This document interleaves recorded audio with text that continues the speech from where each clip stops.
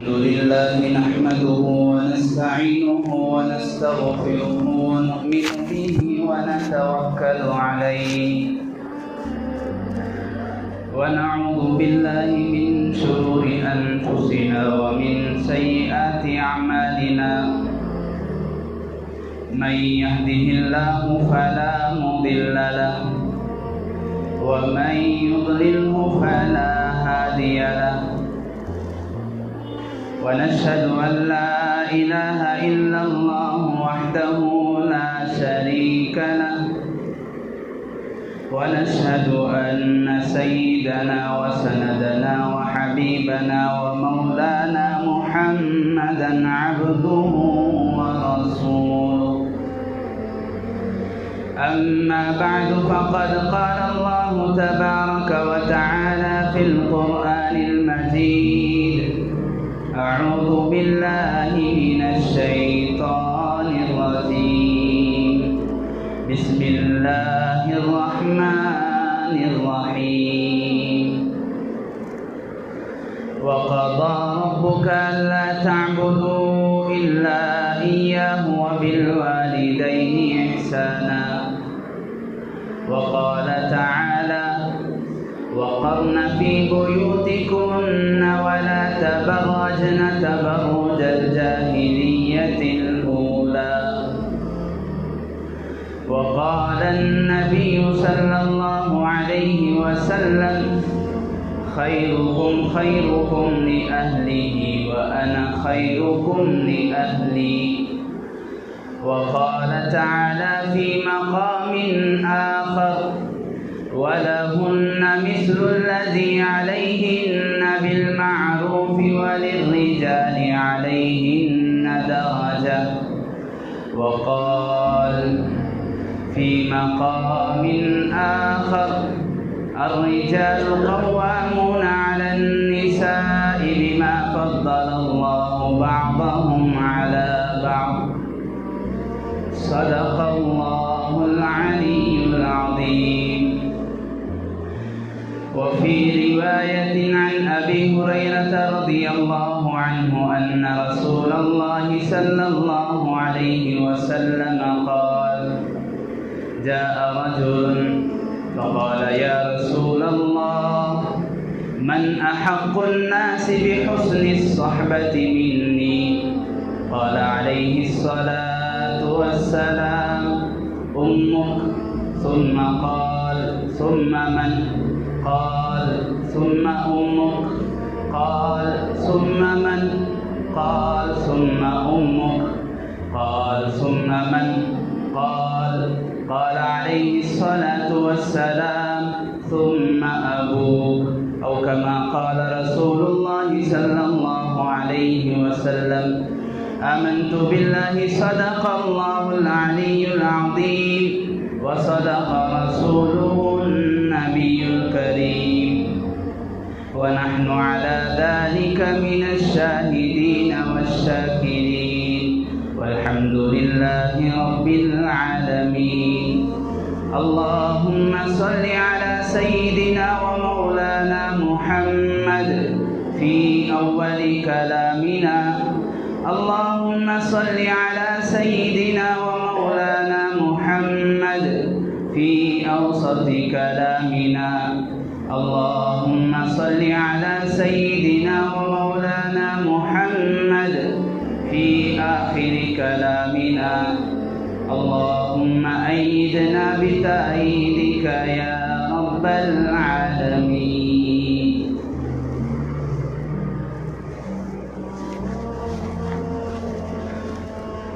محترم معزز بزرگوں اور دوستوں نوجوان بھائیوں عزیز ساتھیوں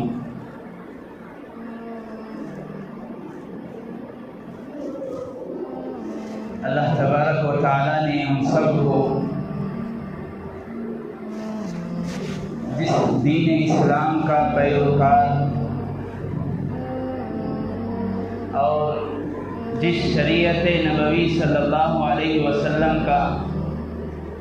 اطاعت گزار بنایا ہے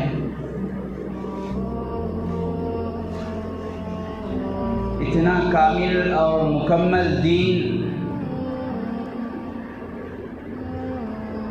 پوری دنیا کے تاریخ میں اتنا بہترین مذہب عقلی اعتبار سے بھی نہ تھا، نہ ہے، نہ آئے گا۔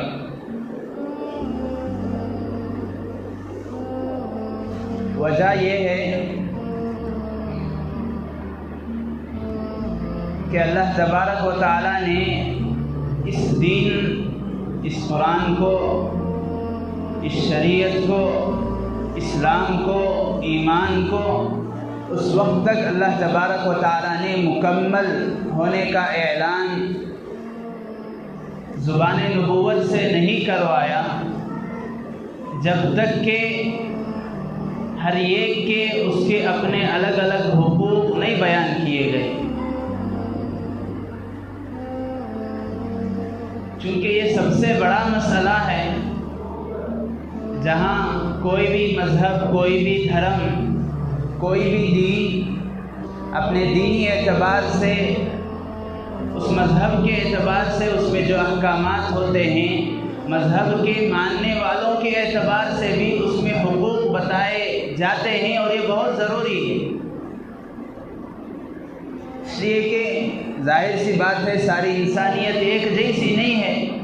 بچے بھی ہیں، بوڑھے بھی ہیں، عورتیں بھی ہیں۔ عورتوں میں ماں ہوتی ہے، بیوی ہوتی ہے، بہن ہوتی ہے، بیٹی ہوتی ہے، جوان ہیں، ضعیف ہیں، صحت مند ہیں، کمزور ہیں، مالدار ہیں، غریب ہیں، اہل علم ہیں، عاقل ہیں، مجنون ہیں، پاگل ہیں۔ ہر ایک کے الگ الگ حقوق بیان کیے گئے۔ اس کے بعد ہی اللہ تعالیٰ کی جانب سے اعلان ہوا، جب تک بچے کے الگ حقوق نہیں بیان کیے گئے، جب تک بوڑھے کے الگ حقوق نہیں بیان کیے گئے، جب تک بیمار کے الگ حقوق نہیں بتائے گئے، جب تک عورت میں ماں کے الگ حقوق، بیوی کے الگ حقوق، بیٹی کے الگ حقوق، بہن کے الگ حقوق، یتیم کے الگ حقوق، مالدار کے الگ حقوق، غریب کے الگ حقوق، جب تک یہ سارے حقوق شریعت نے نہیں بیان کیا، اس وقت تک اللہ کے نبی علیہ السلام کی زبان سے باری تعالیٰ نے یہ اعلان نہیں فرمایا الیوم اکملت لکم دینکم واتممت علیکم۔ جب تک ساروں کے حقوق، ساروں کی ذمہ داریاں، ساروں کے تقاضے جب تک الگ الگ تفصیل سے نہیں بیان ہوئے، اس کے بعد ہی آخر میں اللہ کے نبی علیہ السلام نے وہ بھی اپنے آخری حجۃ الوداع میں اعلان فرمایا، آج کے دن 9 ذی الحجہ کے دن، عرفہ کے دن اللہ تبارک و تعالیٰ نے تمہارے دین کو مکمل، کامل و مکمل کر دیا۔ اب 1400 سال پہلے یہ اعلان ہوا تھا، چاہے اس کے بعد 1400 سال سے لے کر آج تک کوئی کچھ بھی کہے، کوئی کچھ بھی اعتراض کرے، کوئی کچھ بھی طعنہ دے، کوئی کچھ بھی اشکال کرے، کوئی کچھ بھی کیچڑ اچھالنے کی کوشش کرے کہ اسلام ایک ایسا مذہب ہے جس میں عورتوں کے حقوق نہیں بیان کیے گئے، اسلام ایک ایسا مذہب ہے، ایک ایسا دھرم ہے جس میں عورت کو مقید اور غلام باندی نوکر بنا کر رکھا جاتا ہے، اور طرح طرح کے اعتراضات، طرح طرح کے طعنے، طرح طرح کے اشکال، طرح طرح کے سوالات، جس کے ذریعے سے مسلمان بچیاں، جس کے ذریعے سے تعلیم یافتہ جدید مسلمان بچیوں کے طبقے کی ذہن سازی کی کوشش کی گئی۔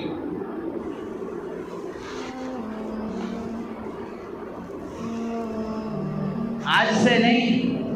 حضرت امام احمد بن حنبل رحمۃ اللہ علیہ کا جو دور گزرا، تابعین، تبع تابعین کے دور سے، اس وقت سے یہ فتنہ اٹھا،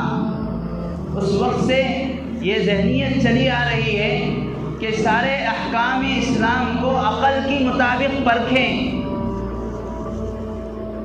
عقل کے ٹیمپریچر سے اس کا موازنہ کریں، اس کا جائزہ لیں۔ اگر عقل میں بات گھس رہی ہے تو اس کو مانیں، وہ عقل کے موافق بات نہیں ہے تو اس کو دھتکاریں، اس کا انکار کریں، اس پر عمل نہ کریں، اس پر پروپیگنڈا کریں، اس کے خلاف سازشیں کریں، سازشیں رچیں، اس کے خلاف لوگوں کو بھڑکائیں، یہ تو حضرت امام احمد ابن حنبل رحمۃ اللہ علیہ تابعین تبع تابعین کے زمانے سے یہ فتنہ شروع ہوا۔ بنیاد یہ تھی کہ اسلام کو ہم عقل کے مطابق سمجھنا چاہتے ہیں، جبکہ یہ نہیں دیکھا گیا کہ اسلام جو اللہ تعالیٰ نے اللہ کے نبی پر اتارا ہے، وہی جو اتاری ہے اس کی پہنچ، اس کی شروعات وہاں سے ہوتی ہے جہاں عقل کی انتہا ہے۔ اسی لیے حضرات علماء، محققین، اطباء، ماہرین سب کا یہی کہنا ہے کہ انسان کے اعضاء میں سب سے زیادہ طاقت اللہ تبارک و تعالیٰ نے اس کے حواس کو دی ہے۔ حواس، فیلنگ، آدمی کسی چیز کو پکڑتا ہے اس کی الگ فیلنگ ہوتی ہے، الگ اس سے حس، الگ محسوسات اسے حاصل ہوتے ہیں۔ پیر سے الگ چیزوں کی محسوس کسی چیز کو کر سکتا ہے، چکر الگ چیزوں کی احساس اسے ہوتا ہے۔ اسی طرح جہاں یہ سارے چیزیں بند ہو جاتی ہیں، ہاتھ بھی کسی چیز کو پکڑ نہیں سک رہی، پیر بھی کسی چیز تک پہنچ نہیں پا رہے، آدمی کی زبان اس چیز کو چکھ نہیں پا رہی ہے، وہاں پر کام کرتی ہے اس کے آگے عقل۔ اور عقل کی بھی ایک انتہا ہے، عقل کی بھی محدود ہے، عقل کی بھی باؤنڈری ہے۔ جہاں پر عقل کام کرنا بند کر دیتی ہے وہاں سے وحی کی ابتدا ہوتی ہے، وہاں سے قرآن کی شروعات ہوتی ہے، وہاں سے جبرائیل کے فرمان کا حکم ہوتا ہے۔ اب اس کو تو نہیں دیکھا گیا۔ اب ایسی چیز جو عقل سے باہر ہے، ایسی چیز جس کو کسی نے نہیں دیکھا ہے سوائے اللہ کے نبی اور چند صحابہ کے، اب اس کو آدمی یہ چاہتا ہے کہ میں اسے سمجھوں، میری عقل اس کو سمجھے۔ یہ نہیں دیکھا گیا کہ جس ترازو میں، جس پلڑے میں، جس ٹیمپریچر سے اس کو چیک کیا جا رہا ہے وہ اس کے قابل ہے یا نہیں، وہ اس کو تول سکتا ہے یا نہیں، اس کا ٹیمپریچر صحیح بتائے گا یا نہیں، یہ نہیں دیکھا گیا۔ بس اس چیز کو لیا گیا کہ ہم دین کے محقق ہیں، ہم دین کے مدقق ہیں، ہم جو ہے ریسرچ ہر چیز میں کرتے ہیں۔ اس کے ذریعے سے سب سے پہلا فتنہ اٹھا، فتنہ خلق قرآن۔ حضرات تابعین، حضرت امام احمد ابن حنبل رحمۃ اللہ علیہ کے زمانے میں ہارون رشید کے بعد جو ان کا بیٹا مامون رشید کا زمانہ آیا، جو امیر المؤمنین تھا، خلیفہ وقت تھا، کہ کلام اللہ قرآن پاک کو جس طرح اللہ تعالیٰ کی 18,000 سے زائد مخلوق ہیں، جس طرح اللہ تعالیٰ نے الگ الگ قسم کے مخلوقات پیدا فرمائے ہیں، نعوذ باللہ کلام پاک بھی ایک مخلوق ہے۔ قرآن پاک بھی اللہ کی یہ کوئی صفت نہیں ہے، اللہ کا کلام نہیں ہے، اللہ کے الفاظ نہیں ہیں، یہ بھی ایک مخلوق ہے۔ تم اس کا اقرار کرو۔ شروعات اس فتنے سے، اس عقیدے سے، اس سوچ سے ہوئی، لیکن اس کو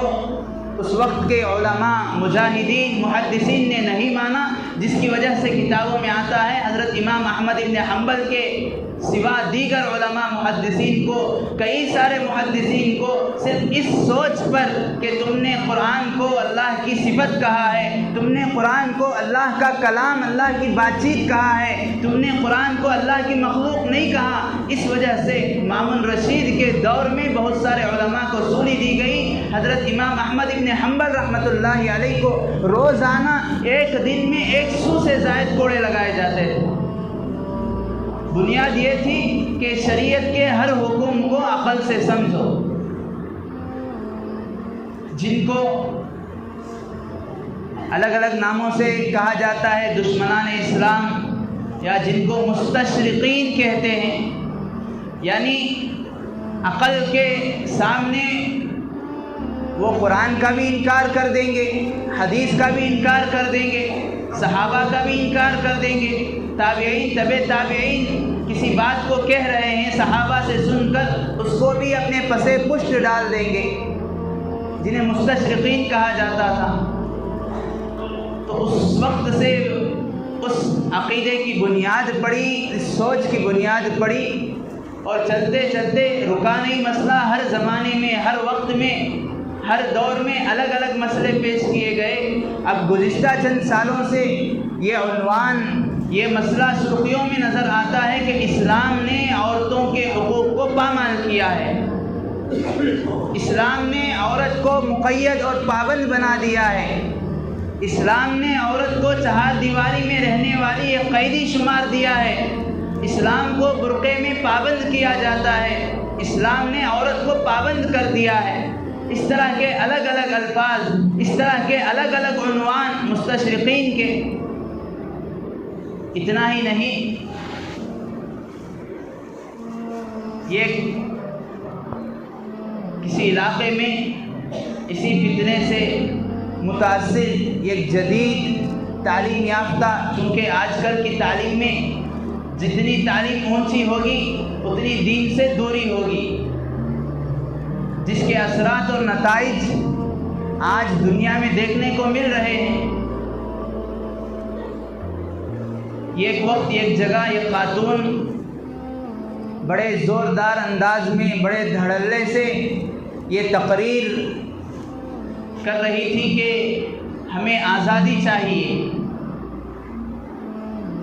عورتوں کو جوڑ کر گویا کہ عورتوں کی ریلی ہے، عورتوں کا مجمع ہے، ہمیں آزادی چاہیے، اسلام نے ہم پر بڑا ظلم کیا ہے، یہ مذہب ہم پر بڑا ظلم کرتا ہے، نعوذ باللہ کفریہ الفاظ سراسر بک رہی تھی۔ کہنے لگی دیکھو اسلام نے عورت کی گواہی کو آدھی گواہی شمار کیا ہے۔ اگر عورت آ کر گواہی دے رہی ہے کہ میں نے رمضان کا چاند دیکھا ہے، کل سے روزے رکھنے ہیں، تو ایک عورت کی گواہی قبول نہیں ہوگی، دو عورتوں کو آ کر گواہی دینا ہوگا۔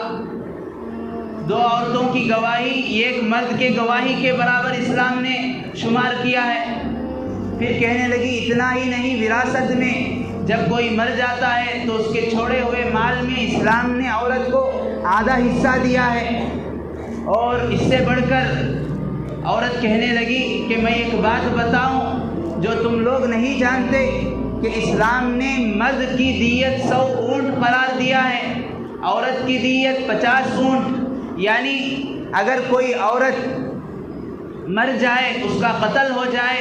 اس کو شہید کر دیا جائے، کوئی دوسرا ایسا آدمی ایسے ملک میں جہاں اسلامی حکومت ہو، اسلامی نظام چلتا ہو، تو وہاں پر قتل کرنے والا، شہید کرنے والا، یا تو بدلے میں اسے شہید کیا جائے گا، اسے قتل کیا جائے گا۔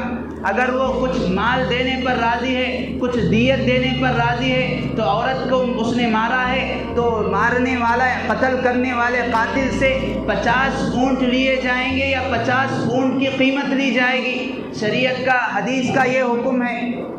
اگر مرنے والا مرد ہے، مقتول مرد ہے، جسے مارا گیا مرد ہے، تو اس کے بدلے میں مارنے والا 100 اونٹ یا 100 اونٹ کی قیمت دے گا۔ تو یہ بتا کر دیت کا مسئلہ، وراثت کا مسئلہ، گواہی کا مسئلہ یہ بتا کر عورتوں کو ورغلانے لگی، کہنے لگی دیکھو ایک ایسا دھرم ہے، ایک ایسے اسلام کو ہم مانتے ہیں جس میں عورت کی حق تلفی ہوتی ہے۔ اتنا ہی نہیں، ہمیں پردے میں مقید کیا جاتا ہے، چہار دیواری میں بند کر دیا جاتا ہے۔ بزرگان محترم، سننے میں ایک عجیب نئی چیز معلوم ہوتی ہے، یہ بہت پرانی سوچ، بہت پرانا فتنہ ہے، لیکن جو دب گیا تھا پھر سے ایک نئے انداز میں شروع ہوا ہے، پھر سے ایک نئی لہر بن کر کھڑا ہوا ہے، جو ہماری مسلم بچیوں کو متاثر کر رہا ہے، ہماری بہنیں اس سے متاثر ہو رہی ہے۔ بہت سارے احکام اسلامی پر انہیں شکوک و شبہات ہوتے ہیں اور اسے وہ پوچھتے نہیں، شکوک و شبہات بتانے والے، بولنے والوں سے متاثر ہو کر، ان کے بھاشنوں سے متاثر ہو کر، ان کے ورغلانے والے بیانات سے متاثر ہو کر اپنے ایمان کو وہ کھو بیٹھتی ہیں، ان کا ایمان، وہ ایمان پر ثابت قدم نہیں رہتی، ان کے ایمان کی عمارت وہ ہلنے لگتی ہے۔ اس لیے یہ ہماری ذمہ داری ہے کہ ہم اپنے گھر کی بچیوں کو، اپنے علاقے کی بچیوں کو، اپنے سماج اور معاشرے کی بچیوں کی ایمان کی حفاظت کریں۔ الگ الگ طرح سے، الگ الگ انداز سے ان کے ایمان پر ڈاکہ زنی کی حملے اور کوششیں کی جا رہی ہیں۔ الغرض تو وہاں کے ایک باغیرت آدمی نے، اس علاقے کے باغیرت آدمی نے ایک بڑے عالم، ایک مفتی اور قاضی صاحب کے پاس درخواست پیش کی، اس طرح کا یہ فتنہ شروع ہوا ہے اور بڑے دھڑلے سے زوردار انداز میں مائک میں یہ عورتوں کو جوڑ کر یہ فتنہ چل رہا ہے، آپ کچھ کیجئے۔ پھر وہی آدمی جا کر اس عورت سے بتایا کہ آپ کے جو بھی اشکالات ہیں ہمارے ایک مفتی صاحب ہیں وہ آپ کو کلیئر کر دیں گے، آپ کے جو بھی شکوک ہیں، جو بھی سوال ہیں، جو بھی کوشچن ہیں آپ ان کے سامنے رکھیں، وہ آپ کے جواب دے دیں گے۔ مولانا کو بلایا گیا، ان کے سامنے یہ ساری چیزیں رکھی گئی، ہنگامہ کھڑا ہوا، عورتیں ماننے ہی کو تیار نہیں ہیں کہ یہ کیسا مذہب ہے کہ ہماری دیت کو 50 اونٹ کے بدلے، ہمارے قتل کے بدلے میں 50 اونٹ کی دیت کہا گیا اور مرد کی قتل کے بدلے میں 100 اونٹ کی دیت کہا گیا ہے، یہ کس طرح کی ناانصافی ہے۔ بات بہت آسان تھی، بس کہنے اور سمجھنے کی دشواری تھی۔ مولانا نے کہا میں کچھ نہیں کہوں گا، بس صرف ایک ہی بات ہے، مثال کے طور پر سمجھو میرا انتقال ہو گیا ہے، میں مقتول ہوں، مجھے کسی نے مار دیا ہے، اب میری بیوی بیوہ ہو گئی ہے، اب مجھے مارنے کے بدلے میں 100 اونٹ جو دیے جا رہے ہیں اسلامی نظام، اسلامی مسئلے، شریعت کے حکم کے مطابق، کیا وہ 100 اونٹ میں اپنی قبر میں لے کر جاؤں گا؟ ارے وہ 100 اونٹ میرے نام کے کسے مل رہے ہیں؟ میری بیوی کو ملیں گے، نام تو میرا ہے، نام تو مرد کا ہے کہ 100 اونٹ جو دیت میں دیے جائیں گے مرد کے قتل پر، وہ مرد کا نام ہے، مل رہے ہیں عورت پر۔ وجہ یہ ہے کہ ایک عورت ایک ایسی سن پہ نازک ہے، عورت ایک ایسی ملکہ ہے جسے اللہ تعالیٰ نے ایک گھر کی ملکہ بنایا ہے، ایک گھر کی حکومت کو وہ سنبھالتی ہے، بچوں کی تربیت کرتی ہے، بچوں کو ایک اچھا ماحول فراہم کر سکتی ہے، بچوں کو چاہ کر بچوں کو اپنی خدمت سے، اپنی محنت سے، اپنی مشقت سے، اپنے مجاہدے سے، اپنی دعاؤں سے، اپنی تربیت سے ایک وقت کا ولی بنا سکتی ہے۔ اس کے اندر کمانے کا ہنر اللہ نے نہیں رکھا ہے، اس لیے اس کو 4 دیواری میں رکھ دیا۔ اب جب اس کا مرد انتقال کرتا ہے، کوئی اسے مار دیتا ہے، تو شریعت کا مسئلہ یہ ہے کہ اب چونکہ وہ نہیں کما سکتی، اس لیے 100 اونٹ یا تو اس کو دیے جائیں یا 100 اونٹ کی قیمت اس کو دیے جائیں جسے وہ بیٹھ کر آرام اور اطمینان سے کھا سکے۔ اب ایک عورت مرتی ہے، ایک عورت کو کوئی شہید کر دیتا ہے، مار دیتا ہے، تو اس کی دیت کے بدلے میں، قصاص کے بدلے میں، اس کے جرمانے میں 50 اونٹ جو دیے جائیں گے اس کے شوہر کو دیے جائیں گے، اس کے گھر والوں کو دیے جائیں گے۔ ظاہر سی بات ہے اس کا شوہر ایک مرد ہے، اس کے اندر اللہ تعالیٰ نے فطری طور پر نیچر یہ ہے کہ وہ کما سکتا ہے، نیچر یہ کہ وہ محنت کر سکتا ہے، فطری طور پر کمانے کی، محنت کی، دوڑ دھوپ کی اس کے اندر قوت اور صلاحیت موجود ہے۔ اسے 50 اونٹ نہ بھی ملتے کوئی حرج نہیں تھا، 50 اونٹ تو صرف اس کی تسلی کے لیے دیے گئے ہیں۔ اب بتاؤ ناانصافی کس کے ساتھ ہے؟ سارے ماحول میں چپی سی چھا گئی، نہ اس کے لیے کوئی قرآن کی آیت پیش کی گئی، نہ کوئی حدیث بطور دلیل کے، ایویڈنس کے اسے سمجھایا گیا، بس صرف عقل سے سمجھایا گیا۔ اسی لیے علماء متاخرین نے، بعد آنے والے علماء نے اس طرح کے جو فتنے اٹھے ہیں ان کا منہ توڑ جواب دیا ہے، ان کو ان کے اشکالوں کا، ان کے سوالات کا، ان کے اعتراضات کا جواب انہی کے انداز میں دیا ہے، عقل کا جواب عقل سے۔ بزرگان محترم، یہ کہہ کر اس عورت کو گھر کی 4 دیواری سے گھسیٹ کر سڑکوں کے اوپر، باہر، دکانوں میں، کاروبار میں، تجارتوں میں، ایسی جگہوں پر لایا گیا کہ تمہیں تمہارے حقوق دلائے جائیں گے، تم بھی جو ہے کسی سے کم نہیں ہو، تمہیں یہ حق ہے، تم ماڈرن زمانے کی عورت ہو، بچی ہو، تمہیں مرد سے کندھے سے کندھا ملا کر چلنے کا حق ہے، تم مرد کے شانہ بشانہ ہو، تم بھی وہ سارے کام کر سکتی ہو جو مرد کر سکتا ہے۔ یہ کہہ کر اسے لایا اور اسے ایک کلرک کی نوکری دی گئی، اسے بلا کر اسے ایک ریسٹورنٹ میں یا ایسے نچلے طبقے کے کام اسے دیے گئے جس کی وجہ سے اس کی اور عزت سے کھیلا گیا، جبکہ تاریخ میں یہ بات ہمیشہ دہرائی گئی ہے، یہ بات بہت ہی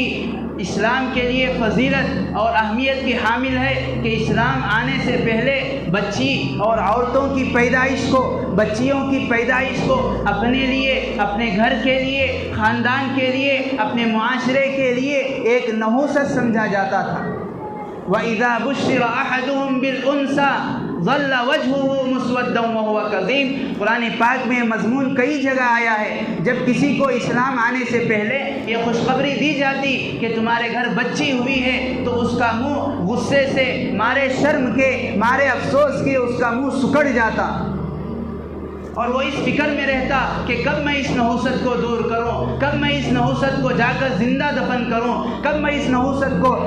زندہ درگور کروں۔ اسلام نے آ کر یہ بتایا کہ یہ بیٹی نحوست نہیں ہے، یہ تو رحمت ہے۔ عورتوں کی پیدائش یہ بے برکتی نہیں ہے، یہ تو برکت کا ذریعہ ہے۔ اسی لیے حدیث پاک میں اللہ کے نبی علیہ الصلاۃ والسلام نے ارشاد فرمایا، من کان لہ ثلاث بنات او اخوۃ، جس کی 3 بیٹیاں ہوں یا جس کی 3 بیٹیاں ہوں یا 3 بہنیں ہوں، اور وہ ان کی اچھی تربیت کرتا ہے، پرورش کرتا ہے، ان کے خرچ کو اٹھاتا ہے، انہیں اچھی تعلیم سے آراستہ کرتا ہے، تقوی طہارت کی زندگی انہیں نصیب کرتا ہے، اور اچھی جگہ رشتہ دیکھ کر ان کے بالغ ہونے کے بعد ان کا نکاح کرتا ہے۔ اللہ کے نبی علیہ الصلاۃ والسلام نے ایک روایت میں فرمایا، میں اور وہ اس طرح جنت میں رہیں گے۔ راوی بیان کرتے ہیں اللہ کے نبی علیہ السلام نے اپنی شہادت اور درمیان کی انگلی بتائی، جس طرح ان 2 انگلیوں کے درمیان فاصلہ کم ہے، دوری کم ہے، اسی طرح میرے اور اس کے درمیان جنت میں دوری کم ہوگی۔ سننے والوں میں کسی نے عرض کیا، یا رسول اللہ اوسنتان، آپ نے جو فضیلت بیان فرمائی 3 بہنیں ہوں یا 3 بیٹیاں ہوں ان کی فضیلت ہے، اگر کسی کی 2 بہنیں یا 2 بیٹیاں ہیں، آپ نے فرمایا اوسنتان، اس کے لیے بھی یہی فضیلت، میں اور وہ جنت میں ایک ساتھ رہیں گے۔ پھر انہوں نے پوچھا، یا رسول اللہ واحدہ، یہ ایک بچی ہو، یہ ایک بہن ہو تو اس کے لیے؟ آپ علیہ السلام نے فرمایا اس کے لیے بھی یہی فضیلت ہے کہ اس کو اللہ تبارک و تعالیٰ دنیا ہی میں جنت کی خوشخبری سنا دیتے ہیں، اور جنت میں اسے میری رفاقت نصیب ہوتی۔ بزرگان محترم، یہ وہ عنوان ہے، یہ وہ موضوع ہے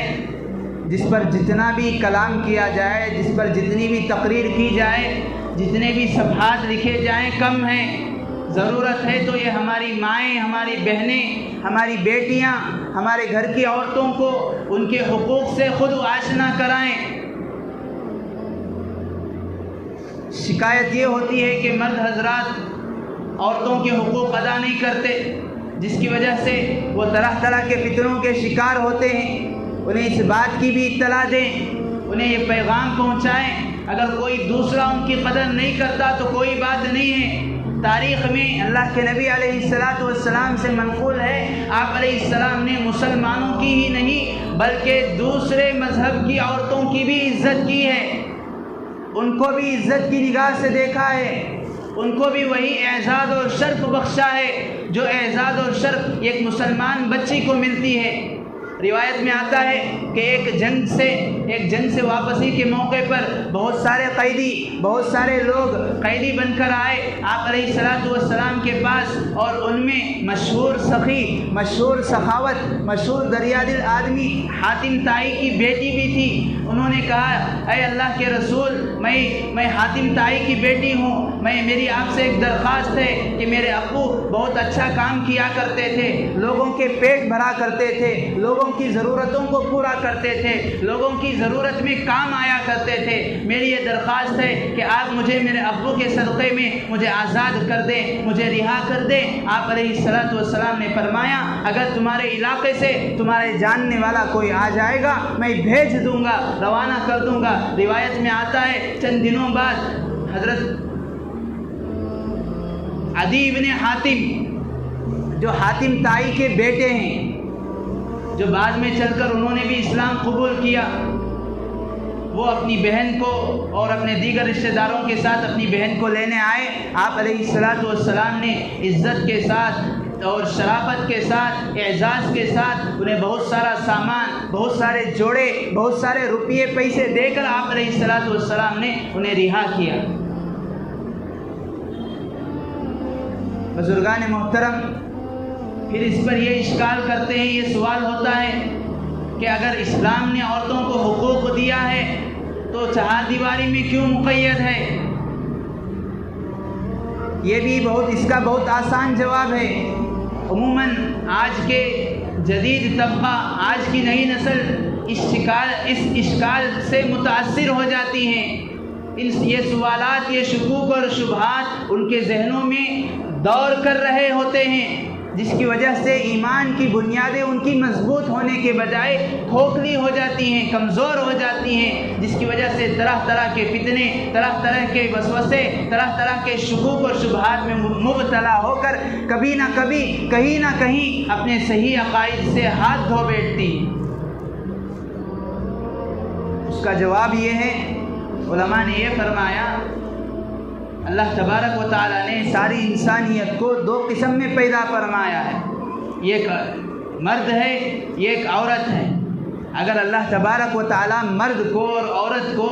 دونوں کو یکسانیت، دونوں میں یکسانیت اللہ تبارک و تعالیٰ باقی رکھنا چاہتے تو دونوں کی بناوٹ، دونوں کی ساخت، دونوں کے جسم، دونوں کے ذہن، دونوں کے تقاضے، دونوں کے خواہشات سب ایک جیسے بناتے۔ ظاہری طور پر عورتوں کی پیدائش بھی الگ، عورتوں کی سمجھ بھی الگ، جن کو ناقصات العقل والدین کہا گیا، دین کے اعتبار سے بھی نقص ہے، دین کے اعتبار سے بھی آدھے ہیں، دین کے اعتبار سے بھی بہت ساری چھوٹ ہے۔ نمازوں کی معافی ہے اگر ان کے ایام چلتے ہیں، نمازوں کی چھوٹ ہے اگر ان کے ایام چلتے ہیں۔ شہادت کے اعتبار سے بھی چونکہ ان کی عقل کمزور ہے، اس لیے شہادت میں بھی ان کو آدھا حصہ قرار دیا گیا، وراثت میں بھی آدھا حصہ ان کو دینے کا حکم دیا گیا، اس لیے کہ عورت جب تک گھر میں رہتی ہے یا تو اپنے باپ کی کفالت میں رہے گی، یا تو اپنے باپ کی ذمہ داری میں رہے گی، یا تو اپنے بھائی کی ذمہ داری میں رہے گی، یا تو اپنے چچا کی ذمہ داری میں رہے گی۔ شادی ہو گئی، شوہر اس کے خرچے برداشت کرتا ہے، شوہر کو اس کا نان و نفقہ برداشت کرنا پڑتا ہے، تو اب اس کو مکمل حصہ دینے کی ضرورت کیا ہے اور کیوں ہے؟ اس لیے اللہ تبارک و تعالیٰ نے دونوں کی بناوٹ بھی الگ بنائی ہے، دونوں کے تقاضے بھی الگ بنائے ہیں، اور ہر اعتبار سے، پوری تخلیق کے اعتبار سے، پوری کائنات کے اعتبار سے، پوری انسانیت کے اعتبار سے پورے شعبے دو ہی ہیں، ایک گھر کا شعبہ ہوتا ہے اور ایک گھر سے باہر کا شعبہ،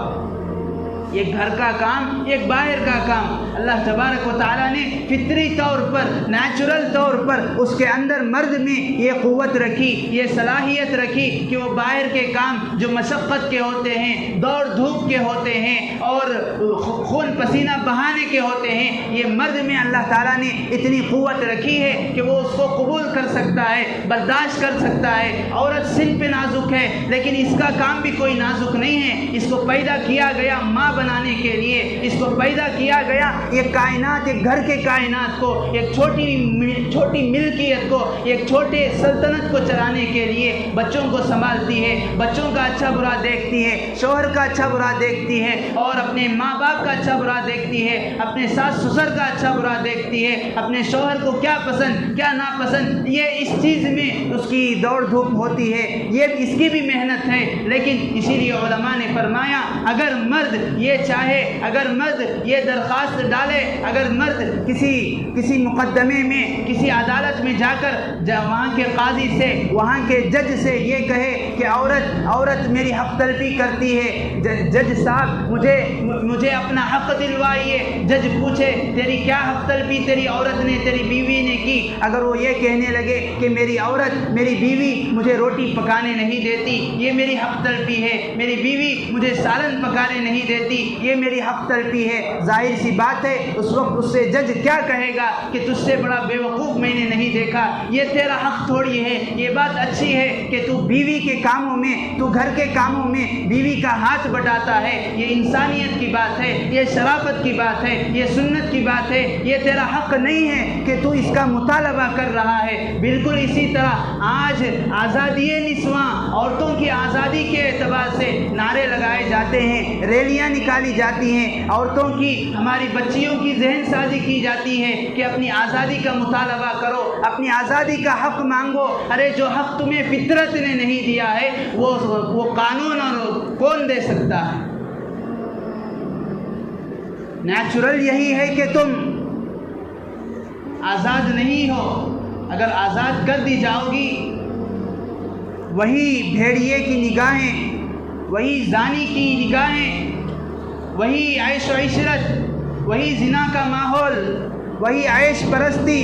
وہی فتنہ فسادات سارے کا سارا زمین میں بھرے گا۔ اسی لیے علماء نے فرمایا کہ اسلام نے جو حقوق عورت کو دیے ہیں، اگر وہ ماں ہے اس کے بھی حقوق بتائے۔ ایک حدیث میں آتا ہے اللہ کے نبی علیہ الصلاۃ والسلام سے ایک صحابی نے پوچھا، یا رسول اللہ صلی اللہ علیہ وسلم،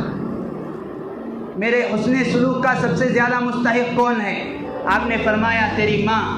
پھر پوچھا یا رسول اللہ اس کے بعد میں کس کے ساتھ حسن سلوک کروں، اچھا برتاؤ کروں؟ آپ نے فرمایا پھر تیری ماں۔ پھر صحابی نے پوچھا یا رسول اللہ اس کے بعد؟ پھر آپ نے فرمایا پھر بھی تیری ماں اس بات کی حقدار ہے کہ تو اس کے ساتھ اچھا سلوک کرے۔ پھر انہوں نے پوچھا پھر کون؟ چوتھے نمبر پر آپ علیہ السلام نے فرمایا تیرا باپ ہے۔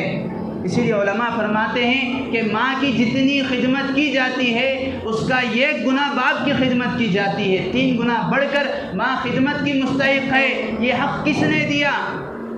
عورت ہونے کے ساتھ ماں کا حق یہ اسلام نے دیا۔ اگر بیوی ہے، قرآن نے کہا وَعَاشِرُوهُنَّ بِالْمَعْرُوفِ، ان کے ساتھ اچھا برتاؤ کرو۔ اس نے تمہارے لیے اپنی زندگی کو، اپنے ماں باپ کو، اپنے گھر بار کو، اپنے بھائیوں کو، اپنی سوسائٹی کو، اپنے خاندان کو، سب کو چھوڑ کر آئی ہے۔ وَعَاشِرُوهُنَّ بِالْمَعْرُوفِ، تم ان کے ساتھ حسن سلوک کا معاملہ کرو، اچھے سے برتاؤ کرو، ان سے نرمی سے پیش آؤ، گھر آؤ تو مسکرا کر ان سے بات چیت کرو۔ اسی لیے علماء نے فرمایا کہ جھوٹ کہنا جائز نہیں ہے، لیکن بعض جگہ ایسی ہے جہاں پر جھوٹ کہنا جائز ہے بلکہ مباح ہے، بہتر ہے۔ ان میں سے ایک جگہ یہ ہے کہ بیوی کی جھوٹی تعریف کرو۔ اگر وہ بدصورت ہے پھر بھی اس کی تعریف کرو، اگرچہ کہ تم جھوٹ بول رہے ہو، لیکن یہاں جھوٹ یہ گناہ نہیں، یہ تمہارے لیے گھر کے سکون کا بھی سبب ہے، تمہارے لیے ثواب کا بھی سبب ہے۔ اگر بہن ہے تو اس کی بھی فضیلت، اس کی بھی اہمیت، اس کی بھی حقوق بتائے گئے کہ اچھی تربیت اور پرورش کرے گا تو اس کے لیے جنت میں اللہ کے نبی علیہ السلام کی صحبت نصیب ہوگی۔ بیٹی ہے، اس کی اچھی تربیت پرورش، اچھی تعلیم، اس کے لیے اچھا رشتہ دیکھ کر نکاح کرے گا، اس کے لیے بھی اللہ کے نبی علیہ الصلاۃ والسلام کی رفاقت جنت میں نصیب ہوگی۔ بزرگان محترم، دراصل یہ غلطی ہے تو یہ ہم مرد حضرات کی، یہ ہمارے خود معاشرے کی غلطی ہے۔ ہم نے اپنی بہنوں کو ان کے حقوق نہیں دیے، نہیں بتائے، ہم نے اپنی بیویوں کو ان کے حقوق نہیں دیے، نہیں بتائے، ہم نے اپنی ماؤں کو ان کے حقوق، اپنی بچیوں کو ان کے حقوق نہیں دیے، جس کی وجہ سے آج غیر یہ دعویٰ کرتے ہیں کہ اسلام نے عورت کو کچھ بھی حقوق نہیں دیے، جس کی وجہ سے ان کی سازش اور ان کے فتنوں کے شکار ہوتے جا رہے ہیں۔ آخر میں علامہ اکبر الہ آبادی کا ایک مشہور شعر ہے جو انہوں نے اس وقت کہا تھا،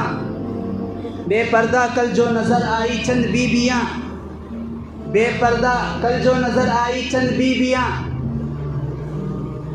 اکبر زمین میں غیرت قومی سے گڑ گیا۔ بے پردہ کل جو نظر آئی چند بیویاں، اکبر زمین میں غیرت قومی سے گڑ گیا۔ پوچھا جو ان سے پردہ تمہارا کہاں گیا، پوچھا جو ان سے پردہ تمہارا کہاں گیا، کہنے لگی عقل پہ مردوں کی پڑ گیا۔ بزرگان محترم، آج جو پردہ، جو حجاب عورتوں کے سروں پر ہونا چاہیے تھا، جو ہمارے گھروں پر ہونا چاہیے تھا، ہمارے گھروں میں جو اس کا نظام ہونا چاہیے تھا، وہ آج مردوں کی عقل پر پڑ گیا، جس کی وجہ سے حق تلفی، نہ ماں کے حقوق کا خیال، نہ بیوی کے حقوق کا خیال، نہ دونوں کے درمیان کس طرح بیلنس کرنا ہے، دونوں کے حقوق کس طرح ادا کرنا ہے۔ آج ہم نے یہ نہیں سیکھا، نہ ہی انہیں بتایا، نہ ہی انہیں ان کے حقوق دینے کی کوشش کی، جس کی وجہ سے آج ہماری بچیاں غیروں کے ہاتھوں لگ رہی ہیں، کبھی ارتداد کے حوالے سے، کبھی بے حیائی کے حوالے سے، کبھی بے حیائی کے راستے سے کفر تک پہنچ گئی، کبھی ارتداد کے حوالے سے کفر تک پہنچ گئی، کبھی اس نعرے سے کہ میرا جسم میری مرضی، کبھی اس نعرے سے کہ ہم اپنی مرضی کے مالک ہیں، ہم پر کوئی دھرم لاگو نہیں کر سکتا، یہ جمہوری ملک ہے، ہم اپنے دھرم کی مکمل آزادی، مکمل اختیار ہمیں ہے، ہم جہاں چاہے جائیں، جس کے ساتھ چاہیں جائیں، جو چاہیں کرے، ہمیں کوئی نہیں کہہ سکتا، ہم اپنی مرضی سے کہہ رہے ہیں۔ یہ ساری فساد کی جڑ گھر کی بے دینی ہے، ہمارا ان کے حقوق کو ادا نہ کرنا ہے، ہمارا ان کے حقوق کو یاد دہانی سے انہیں نہیں بتلانا ہے۔ دعا ہے اللہ تبارک و تعالیٰ سے، اللہ تبارک و تعالیٰ ہمیں مستشرقین اور اسی طرح جو اسلام دشمن طاقتیں ہمارے ایمان کے ڈاکہ زنی کے متعلق جو سازشیں رچ رہے ہیں، اس سے ہماری اور ہمارے گھرانوں کی، خصوصاً ہمارے بچوں کی حفاظت فرمائیں۔ اللہ تبارک و تعالیٰ ہمارے گھروں کو دیندار گھرانہ بنائیں۔ اللہ تبارک و تعالیٰ ہمارے گھروں میں سنت نبوی، قرآن و حدیث کے طریقے، قرآن و حدیث کے مدرسے خود ہمارے گھر بن جائیں، ایسے فیصلے فرمائیں۔ آمین۔ وآخر دعوانا الحمد للہ رب العالمین۔